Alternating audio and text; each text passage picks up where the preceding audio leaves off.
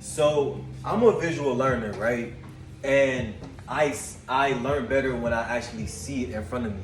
So I decided to illustrate the body, the soul, and the spirit. As you see, the body is a stick figure, but some of you guys are a lot bigger than that. But I'm gonna be generous and draw a stick figure.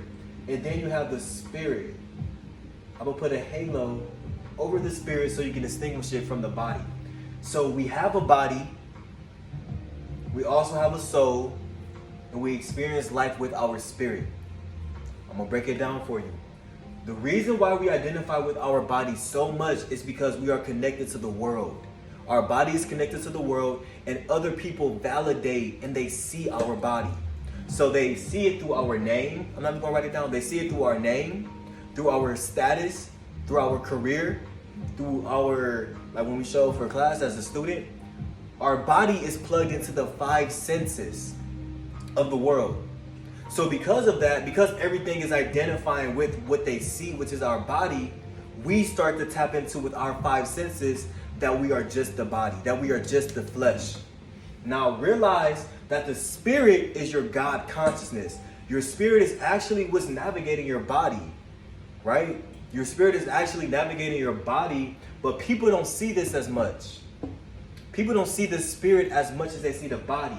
So if nobody's really validating the spirit that's on the inside of you, then your body is going to receive much of that attention. That 6-pack, that fat ass, I'm taking it too far.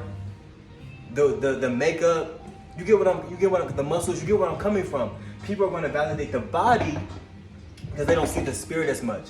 And then the soul is in between. Now the soul is your makeup. The soul is like your psyche. Your soul houses your emotions, your feelings, your thoughts, your identity, your self-consciousness. This is essentially who you are. Your soul gets communication from the body, and it gets communication from the spirit. Given what you hear more of, you're going to identify with either the body or either the spirit. So your body is going to be communicating to your soul different things. I'm not good enough. I'm not great enough for this position. I can only do so much. I don't have enough money for this. I'm not, etc. Fearful based thoughts. But your spirit, which is your God consciousness, not right into something else. Your spirit, which is your God consciousness, actually affirming to you, I'm the best, I'm incredible, I'm amazing. I can do all things through God who strengthens me. I'm a spiritual being. Your spirit is influencing your soul. Your soul is your emotions, it's your makeup, it's who you are at the core.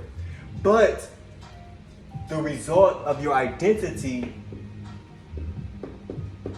is going to be a combination of communication from the world and communication from spirit. Are you following?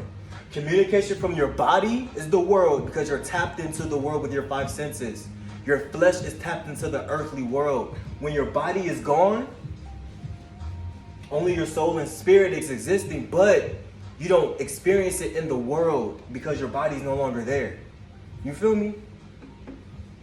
So when your body is there, remember you're plugged into the 5 senses. Your soul is your psyche. That's where psychology comes from. Your soul is where emotions is housed. So your soul needs experiences to evolve. Your soul needs experiences to evolve. Do you understand? Your soul needs the duality of either responding with love or with hate, with gratitude or with greed. You are going to be positioned with experiences that either enhance your soul or takes away from your soul, and it's going to influence your identity. You're going to be, like, let's say you get into, let's say somebody cuts you off, right? You're either going to say, F that person, or you're going to actually say, you know what, I'm not going to allow that person to get to me. Maybe they're rushing. That's a brownie point for your soul. Somebody drops $20 out of their pocket. You're going to be like, oh yeah, this is my lucky dad just got $20. Or you're going to be like, you know what, maybe this person needs it more than me. I'm going to return it. That's a brownie point for your soul. But as soon as you start operating in hate and scarcity and poverty, then it takes away from your soul. And remember, all of this is influencing your identity. Look at this. All of this is influencing your identity. So Your God consciousness is your spirit. You need to do the work, listen to worship music, meditate.